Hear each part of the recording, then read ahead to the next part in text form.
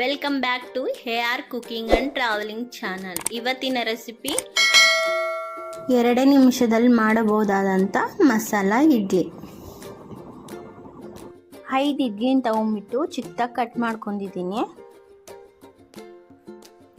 ಇದನ್ನು ಒಗ್ಗರಣೆ ಮಾಡ್ಕೊಳ್ಳೋಣ ಬನ್ನಿ. ಒಗ್ಗರಣೆಗೆ ಸ್ಟವ್ ಮೇಲೆ ಬಾಣಲಿ ಇಟ್ಟು 2 ಸ್ಪೂನ್ ಆಯಿಲ್ ಹಾಕಿ ಸಾಸಿವೆ ಮತ್ತು ಜೀರಿಗೆ ಹಾಕಿ ಚಟಪಟ ಅಂದಮೇಲೆ ಉದ್ದಿನಬೇಳೆ 1 ಸ್ಪೂನು, ಕಡಲೆಬೇಳೆ 1 ಸ್ಪೂನ್ ಹಾಕಿ ಸ್ವಲ್ಪ ಇಂಗು, ಹಸಿಮೆಣಸಿನ್ಕಾಯಿ, ಈರುಳ್ಳಿ ಹಾಕಿ ಚೆನ್ನಾಗಿ ಫ್ರೈ ಮಾಡ್ಕೊಳ್ಳಿ.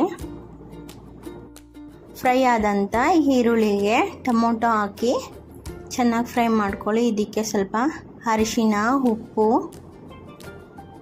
ಖಾರದ ಪುಡಿ, ಧನಿಯಾ ಪೌಡರ್ ಮತ್ತು ಜೀರಾ ಪೌಡರ್, ಸ್ವಲ್ಪ ಗರಂ ಮಸಾಲ ಮತ್ತು ಆಮ್ಚೂರ್ ಪೌಡರ್ ಇಲ್ಲಾಂದರೆ ನಿಂಬೆ ರಸ ಹಾಕ್ಬಿಟ್ಟು ಸ್ವಲ್ಪ ಫ್ರೈ ಆಗಕ್ಕೆ ಬಿಡಿ.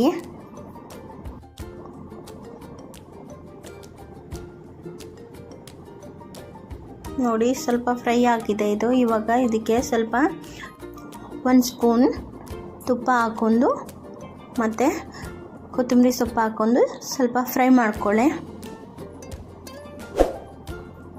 ಇದಕ್ಕೆ ನಾವು ಮಾಡ್ಕೊಂಡಿರ್ತೀವಲ್ಲ, ಚಿಕ್ಕದಾಗಿ ಕಟ್ ಮಾಡ್ಕೊಂಡಿರ್ತೀವಲ್ಲ ಇಡ್ಲಿನ ಹಾಕ್ಕೊಂಡು ಚೆನ್ನಾಗಿ ಕಲಿಸ್ಕೊಳ್ಳಿ. ತುಂಬಾ ಸಿಂಪಲ್ಲಾಗಿ ಮಾಡಿರುವ ಮಸಾಲ ಇಡ್ಲಿ.